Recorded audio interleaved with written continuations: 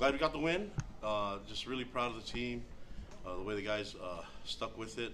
I mean, it was a tough game. You know, you have to give a lot of credit to SMU, Coach Lashley and his staff. I mean, they had them ready, and you know, there's a lot of talk about the offense on both sides, and it came down to the overall team win. You know, we needed all three phases to win the game, and obviously not our best performance, but you have to give a lot of credit to SMU for what they did.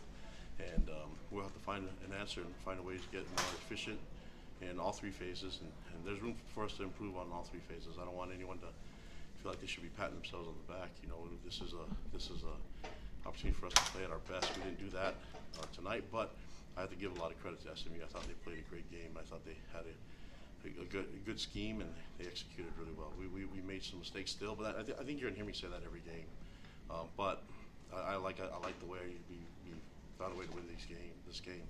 In the past, we've been down or had turnovers, and guys hung their heads in the past, and now the guys are fighting through and not giving up. So, I mean, to get the ball back and then turn it over and then get the ball back again, you know, that's leadership on our defense and our staff, our coaches, and the guys' belief in each other. But you just have to go through some adversity for these guys to trust each other like that. So we'll move on to the next phase and try to make sure that our statement three is a little bit better than what we did in the first 2 weeks. But happy to be 2-0 right now, and excited about the next move.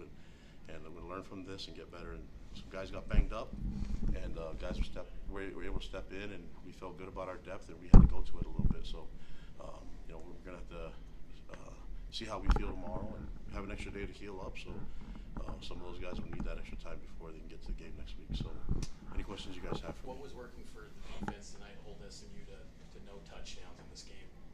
I think guys are just executing the scheme. I mean, we've gone against this scheme before, you know, but I think that we know it can be a high-powered offense, and both quarterbacks for SMU are very talented. So we just knew that we had to just keep. I mean, as long as we play assignment sound football and make it hard for them. I mean, they got some chunk yardage and they got some yards, and we're able to advance the ball.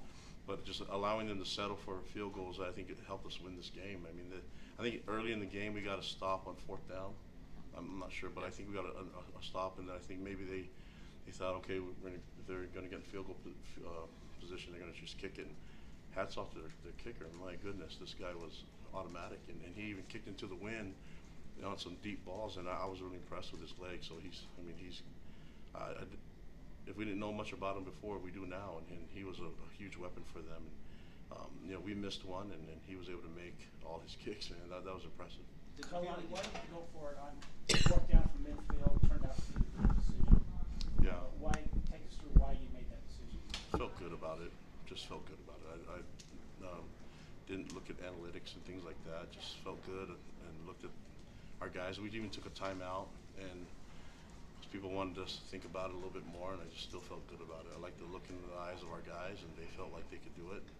Felt confident about the call and the way we went. You know, it just felt right. So, yeah, and I'm glad that the offense executed it well, and we got the conversion.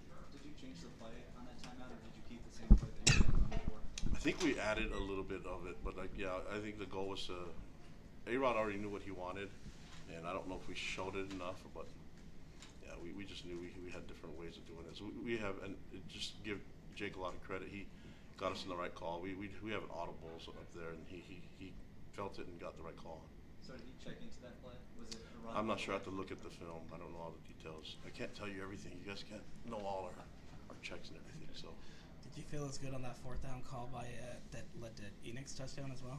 Yeah, I felt good about that too. Yeah, I mean, there's another 4th down that we kicked it. You guys are giving me a hard time about going on 4th down. We punted it on 4th down a few times, guys. So you were 2 for 3, so yeah, it give worked some out credit. pretty well, yeah. We punted it still, so it did work out. I think, I mean, you can look at analytics all you want, but it's like I think you have to go with the feel of the game and your instincts a little bit, and I think you got to have both of that. So luckily, I have good coaches that kind of give me some feedback, and I'm the overriding guy, so I'm gonna try to make the right decision. How impressed were you with Nawahine and Davis to step in and come up with big plays in this game? I think you asked me a question in fall camp about the running back position. I said we feel good about that group, and we feel really good about the young guys, and so we knew that we'd have something special there. And it's unfortunate that LJ had an injury that kept it. He got banged up, but I think he'll be okay. We'll see. We'll have to kind of assess it tomorrow, but it's something that was brand new that it just showed up, and then same thing happened to Hinckley, and we'll have to see how it works. But those guys are in good spirits, and we'll have to see how they feel tomorrow.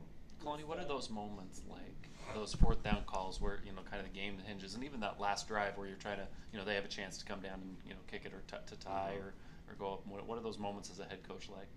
Oh, it feels good. I mean, you guys forget that I got into this because I'm a fullback, so a guy that and I grew up a BYU fan, so I think a lot of the fans can understand. I know you guys are the media, you guys are supposed to scrutinize every decision, but when you feel it, you just go with it, but there are times that it just makes a lot of sense, even in the data. So, yeah, I mean, I can't really explain. Again, I said last time, let's not have to go for it all the time on fourth down. I'd rather get chunk yardage and get some scores, but if we need to, we know that we have plays that we feel really good about. Just like the 2-point play, felt great about that play too. And I'm just glad the guys executed. You can't get down on one phase, one or another, because we still needed the offense to come through and get scores and convert, and then we need the defense to it was nice that defense was able to get the win at the end. But we still needed Will to get in there and kick, and I think we were trying to catch his attention to try to get the clock. We weren't sure if the clock was going to go down, but Will was so focused, it was just kind of, guys, just let him kick. Just let him kick it, and we'll be fine. So glad it all worked out. We definitely need to play better. We know that, but we have to celebrate the wins too. We have to go through the process of the entire season, and part of that is celebrating, and then we work on it. We know what the work is going to be in the future, but we worry about that tomorrow. Kalani, with Jake struggling a little bit until the end, what went into the decision to stay with him for the whole game? Yeah, we felt good about him, and as our quarterback, we have to be able to find a way to fight through it, and it's hard to play the game when you're just taken out if mistakes happen. I mean, we knew that mistakes happen in football. We got to rally around guys and allow them the chance to redeem themselves. What went into the decision to give Miles kind of the last chance, the last crack at it at the running back spot after you'd been through a couple? I think of we were just rotating the two. We felt good about both those guys, and you remember LJ and Hinckley would rotate, so I felt the same way with Enoch and with Miles, and then we still have other guys like Pokai and Sion Moore that can do it too. So we just need to get some guys healthy and get them ready for next week, and then see what the game plan is going to be for that. But it feels good to lean on the depth that we have, and Miles has played a lot of football here, so the moment wasn't too big for him. What is the speed of Jack Kelly brought to this defense? Yeah, I think the key is the defense is now really familiar with the system, and so there's not like in the past there was a lot of thinking, and now the guys, you can tell that they're comfortable with what we have, our scheme.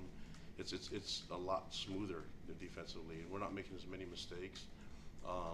But yeah, Jack is a special player. We've been saying about that from the beginning. Mark gave us a lot, and those guys that came, they played in the system before, so it makes sense for them to not really bat an eye or have any hiccups along the way. It was a smooth transition, and I'm glad those guys are here. I mean, that great connection with Jay and these guys who came here for these type of games, and I thought they both played amazing. I thought defense was really good. And I don't know all the stats, but I think we're disruptive. Again, there's way more plays that we could have made. We had our hand on a few balls, but man, those quarterbacks are really elusive, and they made some plays. I don't know what we gave up in the run game, but I just feel good about what we were able to do overall in the red zone and get some stops and 4-back field goals. Was this Jay Hill's call then tonight? It was all him, the defense coordinator? Yeah, he was up in the box, and we all are involved in it, but this is I kind of like him up in the box.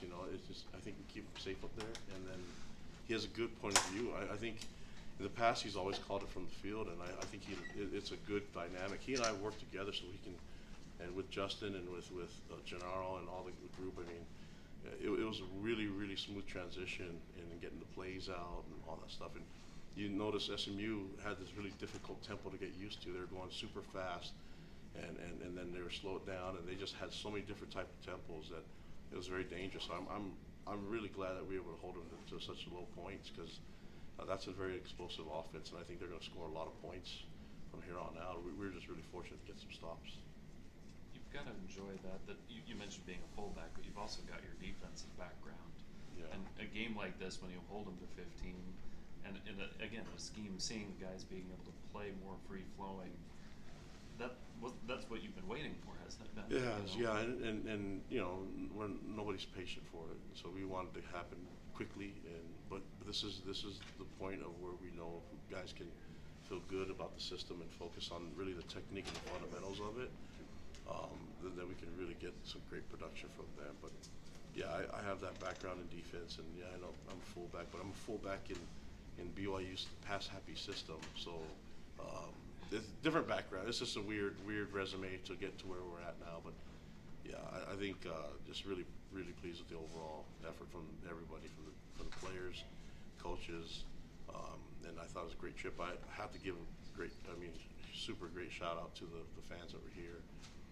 They were awesome. I mean, we had so many BYU fans here. It felt really comfortable, and they tend to do this for us and cheer us on. So hope they know that there's people that drove long ways to be here at this game, and we really appreciate them being here. So.